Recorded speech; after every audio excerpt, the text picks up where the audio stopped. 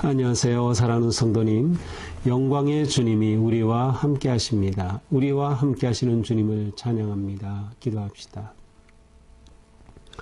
저의 찬양과 예배와 영광을 받으시기에 합당하신 하나님, 오늘도 하나님의 은혜로 저희들은 복된 하루를 시작하며 주님의 말씀을 듣습니다. 저희의 일상이 언제나 하나님 앞에 서서 하나님의 그 크신 은혜를 감사하고 기억하고 또 주님을 예배하며 주님께 영광 돌리는 아름다운 예배의 삶이 되게 하여 주시옵소서. 오늘도 주님의 말씀을 기다립니다.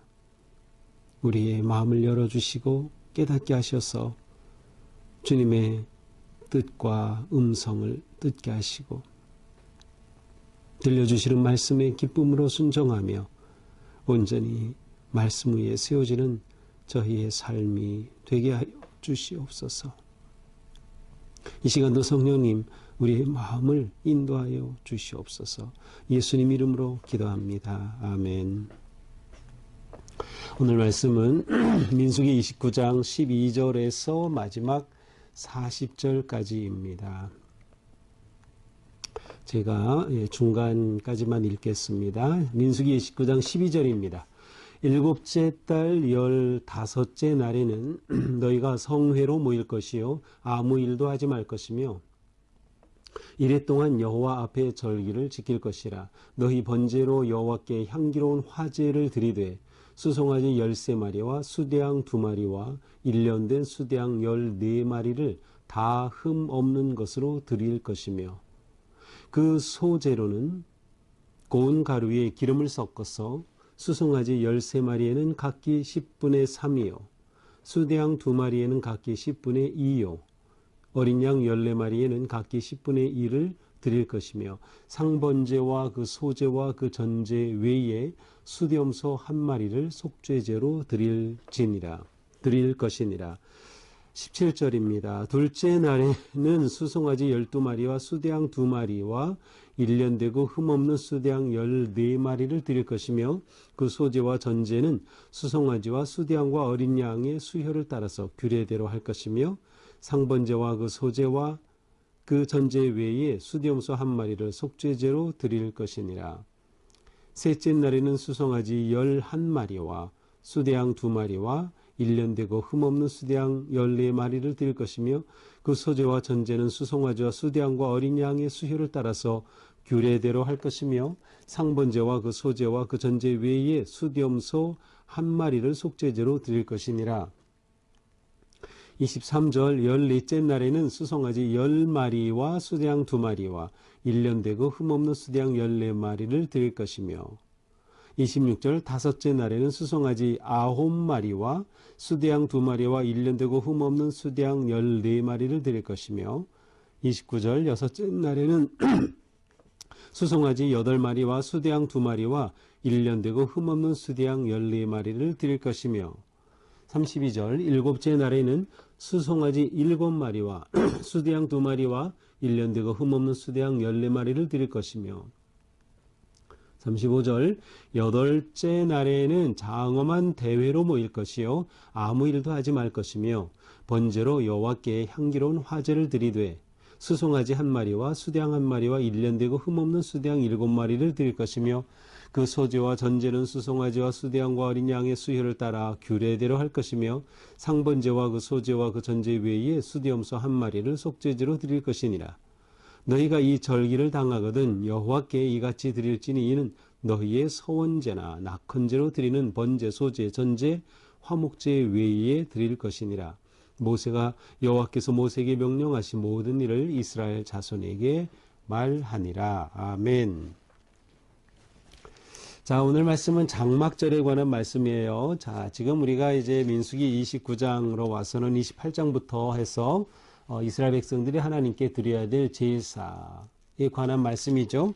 그래서 이제 매일 드리는 제사는 상번제, 그래서 아침과 저녁에 드리죠. 매주 드려야 되는 것은 안식일 제사가 있어요. 그 다음에 매월 드려야 되는 것은 초하루 제사가 있어요. 그리고 1년 중에 1년마다 드려야 되는 것의 첫 번째가 6월절이었어요. 6월절은 1월 14일 하루, 그 다음에 15일부터 일주일 동안은 초막절을 지키도록 되어 있죠. 그리고 초막절을 지킨 후에 7주 후에는 칠칠절을 지키죠. 오순절이라고도 부르는 칠칠절, 초실절이라고도 합니다. 그 후에 7월로 넘어와서 7월 1일이 되면 이때는 나팔절이고, 이 7월 1일이 일반 세상적으로는 새해와 같다. 그래서 이스라엘 백성들은 7월 2일이 새해와 같다. 나팔을 불면서. 그 다음에 7월 10일은 대속죄일입니다.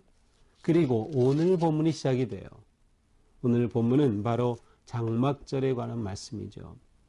자, 장막절은 이제 이스라엘 백성들이 전체적으로 1년 중 지켜야 될 절기 중에 맨 마지막 절기입니다. 이렇게 하여서 이스라엘 백성들이 모든 20세 이상 남자가 반드시 하나님 앞에 와서 지켜야 될 절기, 3대 절기, 6월절, 칠칠절, 장막절이 이제 소개되고 있습니다.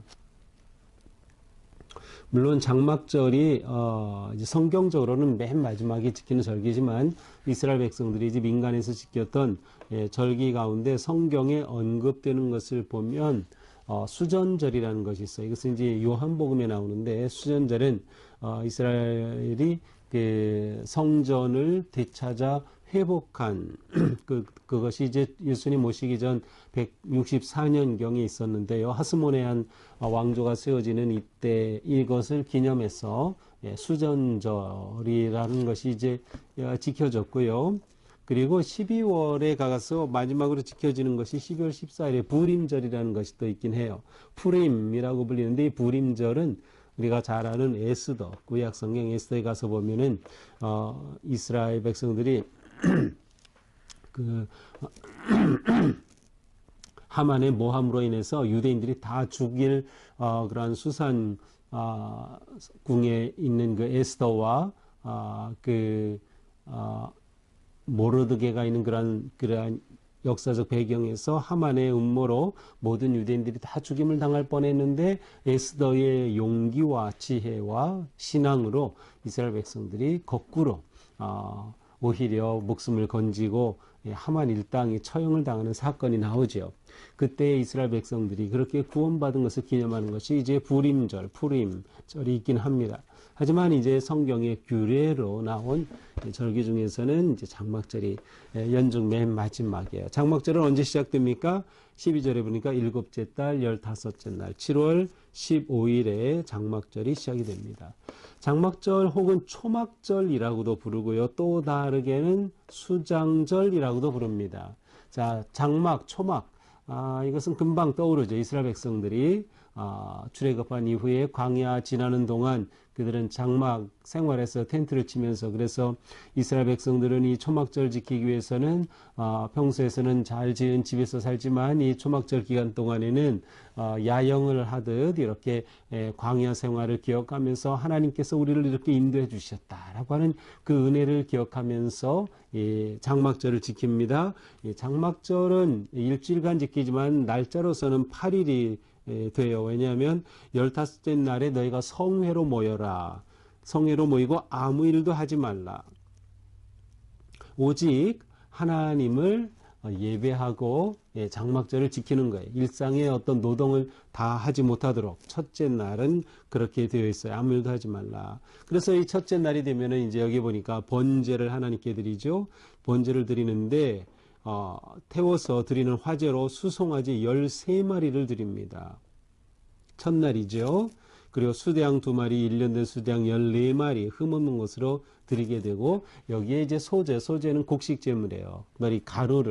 고운 가루를 뿌리고 함께 태우고 그곳에 기름을 부어서 거룩하게 드리죠. 여기 보니까 14절에 이렇게 소제로 드릴 때 고운 가루와 기름을 섞어서 드릴 때 수송아지 10마리는 각기 10분의 3, 수량 2마리는 10분의 2 이렇게 10분의 3, 10분의 2, 그 뒤에 10분의 1 이렇게 나오는데 사실 여기에 단위는 나오지 않아요. 그러나 이제 레위기 등에 보면은 구체적으로 나오죠. 여기서 10분의 3, 2, 1 이것은 이제 가로를 계산하는 단위가 에바라는 단위가 있어요. 그래서 10분의 1 에바를 드려라. 한 10분의 1 에바는 2.21리터에 해당되는 양입니다. 꽤 많은 양이죠. 기름은 보통 흰으로 계산을 해요. 그래서 4분의 1 흰을 드리면 0.9리터, 대략 1리터 정도의 기름을 이렇게 붓도록 되어 있어요. 자, 이렇게 장막절의 첫날 7월 15일은 이렇게 장막절을 시작하게 됩니다. 자, 그 다음부터 7일간 계속 이어져서 22일까지 계속이 되죠. 자, 이때를 가리켜 또 수장절이라고도 하는데, 이때 수장절인 것은 이제 이들이 이제 두 번째 추수를 하게 되고요. 이때 아주 풍성한 추수를 하게 되면서 그것을 저장해 놓죠. 그래서 바로 그것을 기뻐하는 절기이기도 해요. 우리로 치면 이제 추수감사절에 해당되는 그러한 절기가 바로 이 수장절 혹은 장막절이라고 할 수 있어요. 이때 이스라엘 백성들은 나뭇잎을 꺾어가지고 흔들고 다니면서 호산나를 외치기도 하고 이 절기를 아주 즐겁게 그렇게 지키죠. 자, 이렇게 절기를 지킬 때마다 그들은 제사를 드려야 됐어요. 반드시 드려야 되는 것이 번제가 있죠. 여기에 추가로 소제, 곡식의 제물이 있죠. 그 다음에 여기에 또 상번제, 소제 외와 전제 외의 속죄제를 드리도록 되어 있어요. 가장 중요한 세 가지 제사를 이 절기를 지키면서 드리게 되어 있죠. 번제, 소제, 속죄제 이러한 제사를 드리도록 되어 있어요. 번제는 완전히 하나님 앞에 태워드리는 것이고 소제는 곡식, 가루와 기름을, 전제는 제물 바로 위는 아니고 옆에 포도주를 붓는 그러한 예식이기도 합니다. 자, 첫째 날은 이렇게 지키는데 17절에 보니까 둘째 날, 그 다음에 20절 셋째 날, 넷째, 다섯, 여섯째, 일곱, 여덟째 날까지 쭉 어떻게 해야 되니 설명이 나오는데 다른 내용은 다 똑같아요. 똑같은데 차이가 나는 것은 수송아지 숫자가 차이가 납니다. 첫째 날은 수송아지 13마리를 드리게 돼 있어요. 근데 17절에 보니까 둘째 날에는 12마리입니다. 한 마리씩 줄어요. 그러면 셋째 날에는 11마리가 되겠죠. 넷째 날은 10마리, 다섯째 날은 9마리, 여섯째 날은 8마리, 일곱째 날은 7마리, 마지막 날은 1마리를 이렇게 드리도록 되어 있어요. 나머지는 모두 똑같아요. 이렇게 수송아지 숫자가 하나씩 줄어들어가고 있고 여기에 추가적으로 수대양 2마리, 수대양 흠없는 수대양 14마리 이렇게 드리면서 상번제는 언제나 드리는 거예요. 매일 드리는 상번제, 아침 저녁으로 드리는 건 매일 드리고 여기에 추가적으로 절기를 지킬 때는 추가적으로 이렇게 제물을 더하는 거예요. 자, 이 장막절이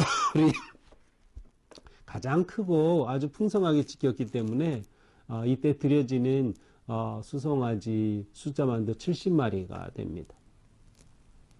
13마리부터 12마리 쭉 이렇게 하면서 또 상번제로 드려야지 하는 굉장히 많은 제물. 그래서 다른 절기에 드리는 제물 다 합쳐도 이 장막절에 드리는 제물만큼 되지 못해요. 그만큼 이 장막절을 아주 풍성하고 크게 하나님 앞에 드렸다는 것을 알 수 있어요.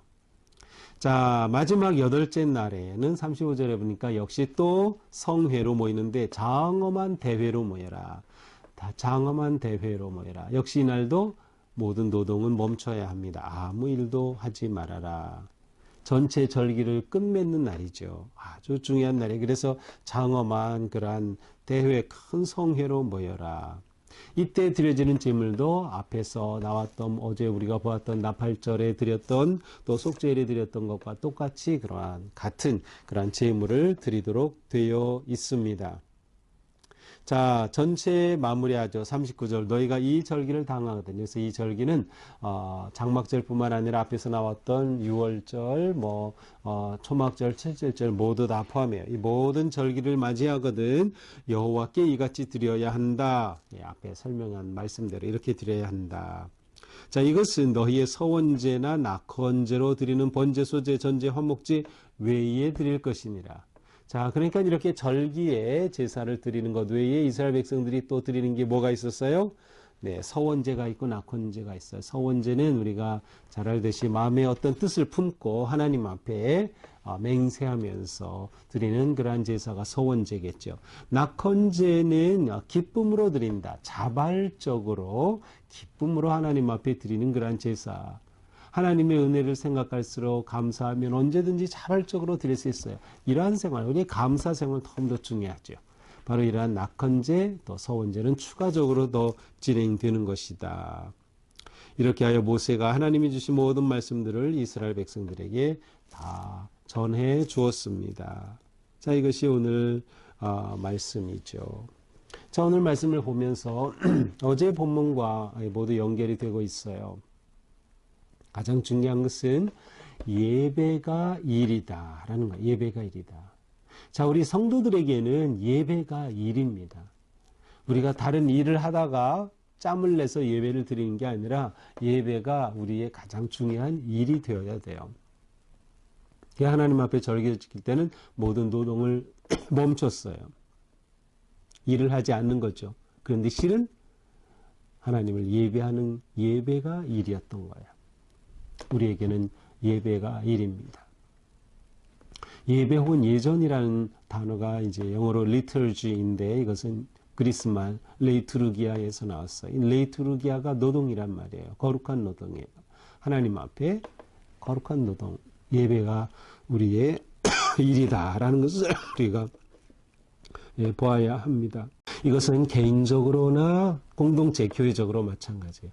우리 교회의 가장 중요한 일이 예배인 겁니다. 우리 개인의 삶에서 신앙생활에서 중요한 것이 예배예요. 예배가 일이 되어야 된다. 어제 본 것처럼 그렇게 될 때 예배가 우리 삶의 중심에 오게 되는 것이죠. 그렇게 될 때 우리의 시간 사용, 예배 중심으로, 우리의 재물 사용, 예배 중심으로, 우리의 모든 관계가 예배 중심으로 세워지게 되는 것이죠. 또한 예배는 기쁨이고 축제라는 것을 알 수 있어요. 예배는 억지로 의무적으로 하지 않았어요. 이스라엘 백성들은 하나님께서 주신 계명이 억지로 하기 싫은데 지킨 것이 아니라 너무나도 행복한 순간이었어요. 하나님께서 우리를 이렇게 구원하셔서 애굽에서 건져내시고 광야에서 인도하여 주시고 생명의 땅으로 이끌어 주시고 이 놀라운 은혜를 생각할 때마다 이들은 축제가 너무나도 행복한 시간이었어요. 그러니까 예배는 축제이고 행복이고 기쁨이 되는 거죠. 우리가 예배를 그렇게 드려야 돼요.